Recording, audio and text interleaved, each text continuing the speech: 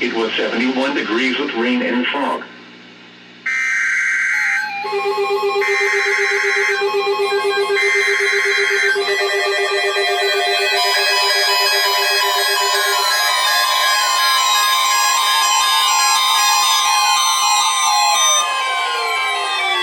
Here is a flood watch for the following counties: Switzerland, Indiana, and the following counties in Kentucky: Carroll and Gallatin. Flood watch in effect from 6 p.m. this evening through Thursday morning.